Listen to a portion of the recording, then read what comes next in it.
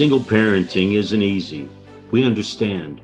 Most parents don't plan to go it alone, but you can still make the most of this journey for your children and yourself.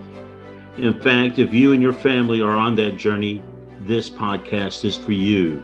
Welcome to the Single Parent Advocate community and to our podcast. And here are your hosts, single parent founder Stacy Poitras, and broadcast journalist, single dad and friend, Daryl Moody. Hello, everyone. Thank you for joining us once again. This is the Single Parent Advocate podcast. I am the aforementioned Daryl Moody, joining you again from my home here in Orlando, Florida. Stacy is there in the beautiful SPA studios in Dallas. A special thanks to Eric and his crew there at the Venture X Louisville, the Realm at Castle Hills. If you've been listening to our most recent episodes, we're going to continue our conversation that we've had over the last few weeks, and that really is reinventing yourself. I am in the middle of a career transition. Perhaps making a move from radio and broadcast journalism to something else. We have a very special guest with us here that I will leave to Stacy to introduce to you folks. But before we get into the show, Stacy, bring us up to speed with Single Parent Advocate. What are you guys doing? I know you've got a big Adopt a Family initiative that you're rolling out here. Bring us up to speed. So I'm super excited. I created a bunch of landing pages for everybody to dial into, and I've got emails and cards going out to all of our donors and volunteers, and honestly, surveys going out to our families, many of whom are just so grateful for support. We're going to be in the North Dallas area, really North Texas area, supporting about 110 families, which if you think of 110 families, that adds up to about 400 young children and teenagers. And so altogether, our impact in the North Texas area will cover about, 500 persons. And we're super grateful and excited for everybody jumping in.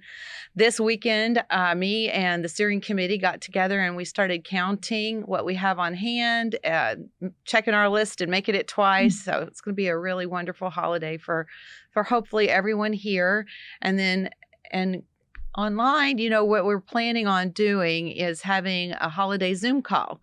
So not long after this podcast publishes, we will be actually scheduling that. And so we'll have a big Zoom call for Christmas and Thanksgiving, somewhere in between there. So more to follow on what date that'll be, but I'm super excited. So we'll be able to see our online audience and community members too, Daryl. So tell me what it means to adopt a family. What will folks have an opportunity to do? So basically, we have a sign-up sheet, and we will match our donors and volunteers who decide to adopt a family to a family that's been nominated by an area church, school, other nonprofit, or business association. And they have been giving me some details about their lives, where they're stuck, where they're doing great, and what their wishes are for their children this Christmas. Some families, as you know, don't have the opportunity to cover their regular bills, even though they're employed, and then also give their children or teens and young adults the kind of Christmas that they'd like to. So in the spirit of empowerment, equipping, and educating our families and our kids that are in this place, we just come alongside them with the business community and those that support us, and we make their day better for Christmas and Thanksgiving. Is this kind of like the adopted or the angel tree where you can kind of adopt a kid and, you get their Christmas presents, that sort of thing? That's right. We're super excited and grateful for everybody being a part of it. So all of that is, it feels kind of like, the saying herding cats, you bring together all the moving parts and together we unite with both sides of the equation, the families themselves and the community. And we get to just be that conduit. So it's super awesome. Well, as we get closer to that date, you'll have more details for us and the listeners as far as what we can do to get involved. Yes. In the meantime, we want everybody to follow Single Parent Advocate on all the social media channels, Facebook, Instagram, Twitter, all the places where where social media happens. We're going to dive right into our subject matter for this week. And again, it's a continuation of a conversation that we've been having over the last few weeks, and that is reinventing yourself. Life comes at you fast, and sometimes you can find yourself in a career that you love and you've invested a lot of time and effort into. And with the stroke of a pen from somebody who has no idea who you are or what you do, you can find yourself job hunting, which is where I find myself. We've got a very special guest with us this week. somebody that you, Stacy, have a personal relationship with. Tell us who we have there with us. So this is my personal coach, Marla Diann. Marla, say hello.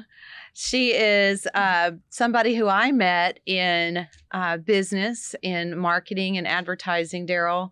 I was finding myself in transition. Many people know that I transitioned into working for myself about three and a half years ago. And I'm super curious and had been doing a lot of studying online, going to webinars. And Marla Diann was speaking at MPI, which is Meeting Planners International coaching session. And I was just so inspired by what she had to say. She is a business coach for creatives, and I'm a very creative person. And so I quickly connected with Marla and I signed up for her coaching program. And I was with her for about 6 months. And she not only spoke to me as Stacy, the business person, she spoke to me as Stacy, the person. And we together talked about a strategy where I could reinvent myself and get acquainted with who I was today compared to who I was yesterday, and how to create the life that I want and do so successfully and with an open heart. And so I'm very, very excited to introduce everybody to Marla Diann. And so that's my personal experience. And I think she's got a lot to say about what you're going through. And so I'm just super excited about the talk we're getting ready to have. Wonderful. Thank you for having me. Hi, everybody. I'm an international success coach and a business strategist for creatives, either entrepreneurs or professionals. And I've been doing this 13 years and altogether 25 years as an entrepreneur. Before that, I was in entertainment publicity. I had an entertainment PR firm that I worked out of my home when I raised my son as a single mom. So you'll hear all about that. Super grateful to be here. And being a single mom, I bow to you and honor you for doing what you're doing with your organization and supporting, single parents in any way, shape, or form. And we'll talk about, obviously, today, some helpful mindset and life hacks, if you will, about that. I was wondering, maybe you could tell us a little bit about your single parent journey. You were very kind to share a lot of that with me as I learned from you, and we discussed my life and my directions. And I just think, you have a lot to offer in terms of just the personal side of things. Do you mind sharing a little bit about your own journey as a single mom? Oh my gosh. Of course. Be more than happy to do that. Especially since it's what I do. I inspire. I mean, that's my lot in life. It's my business, and it's about changing lives. So absolutely. So, come on, everybody. It was hard. It was really, really hard. Mostly for me, I would say emotionally than anything else. I tend to be I'm a very driven person. I'm very spiritual. I combine both the logic and the feminine, if you will, the spiritual in my life to have a nice balance to really help, feed all that. And, for 14 years, I used my spiritual practices and my love of inspiration to raise my son. His father was in another state. We chose after divorce. He didn't want to come with us where we were headed back home. And that was his choice. But my main concern was my son's well-being. And having a father there every day to go to baseball with him, to, do his homework, to, having meals with him, that was not present. And it's not like we could trade off days or weekends, wasn't even available to us. He was in another state. And that's a whole other story as to why he chose that.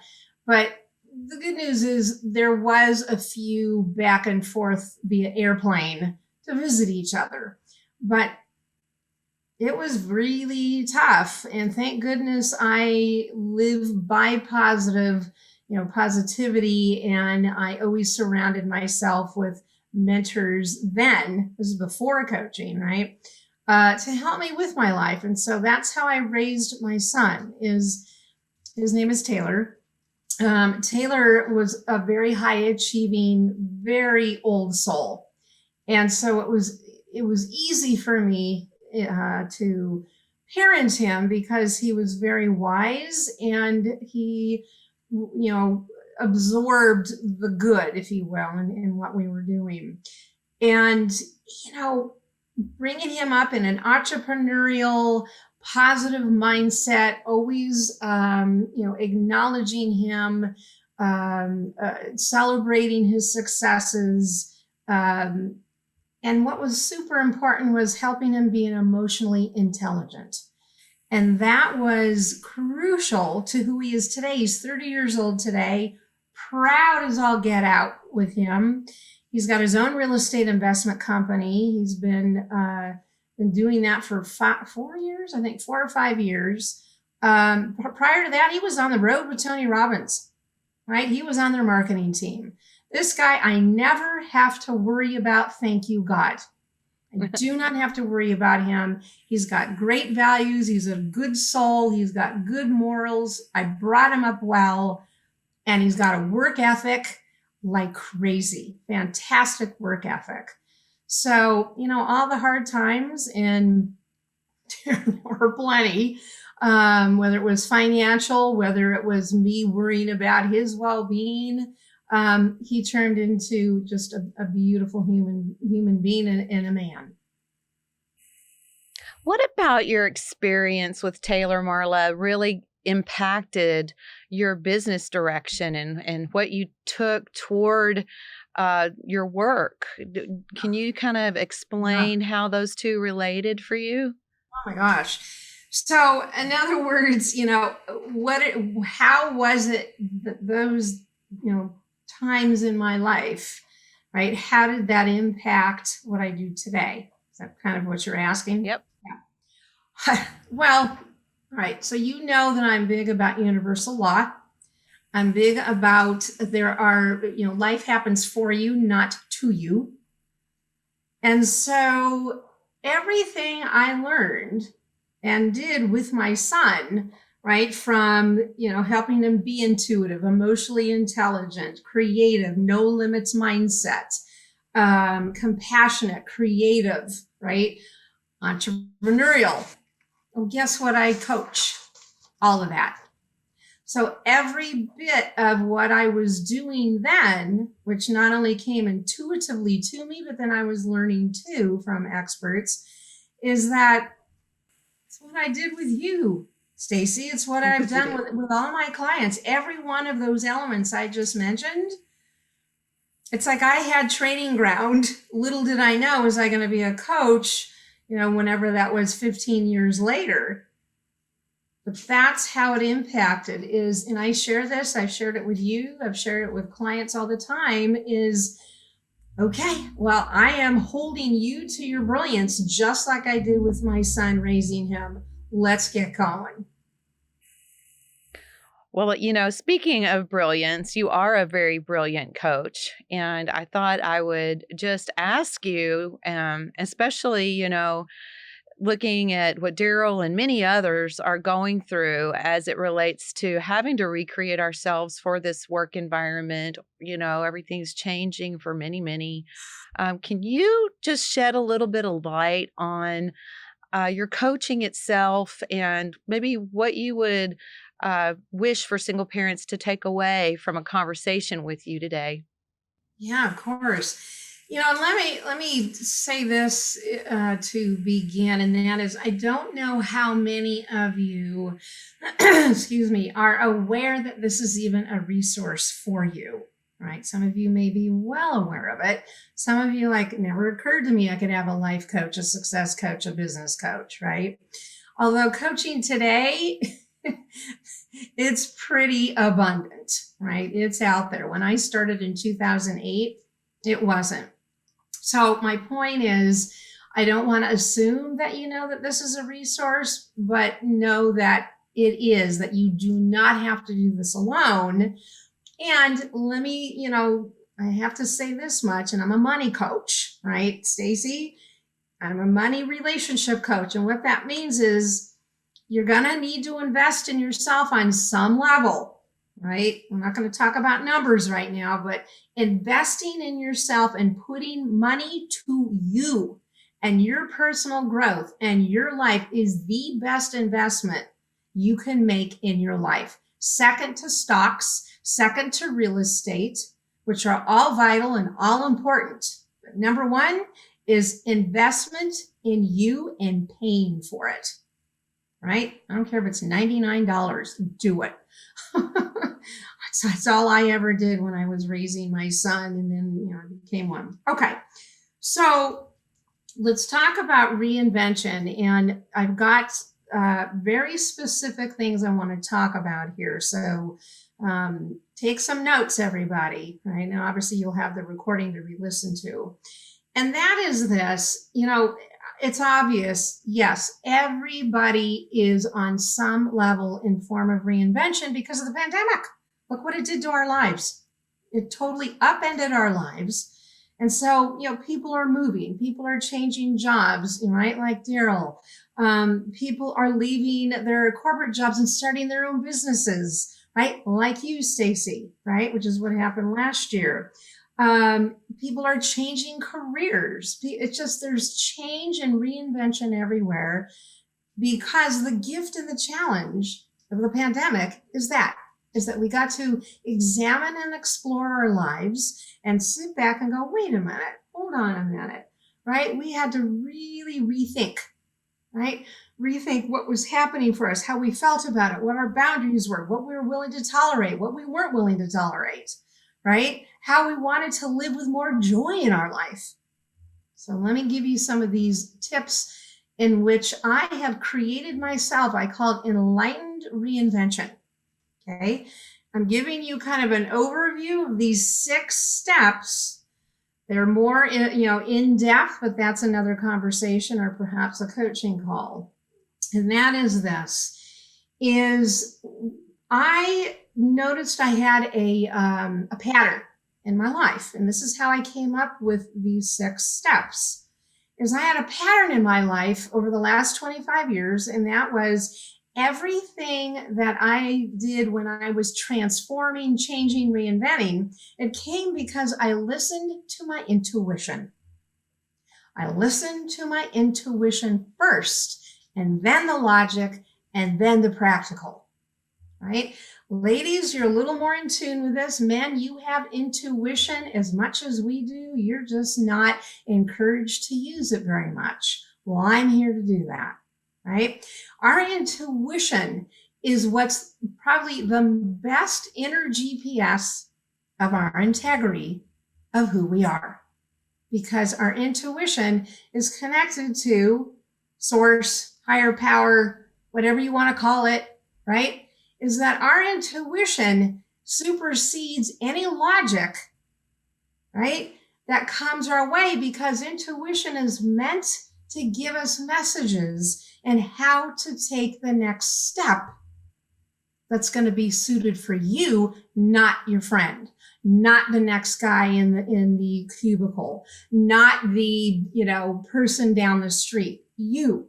Because it's all about your evolution and your transformation, right? So intuition became my inner GPS and the key to all my reinventions. And I had 5 of them in the last 25 years, right? Everything from divorce, right, to starting a new career, right, to raising my son. All of it came from listening to the intuition first and then taking the logical steps from the intuition direction. Yeah. So I have these 6 steps, and let me kind of go through. I still have a little bit of time here to talk about those. Okay.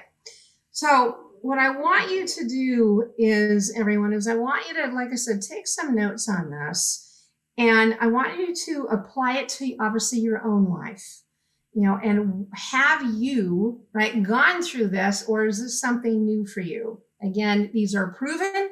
It's not only what I've been doing the last 25 years, but it's what I coach my clients. Okay.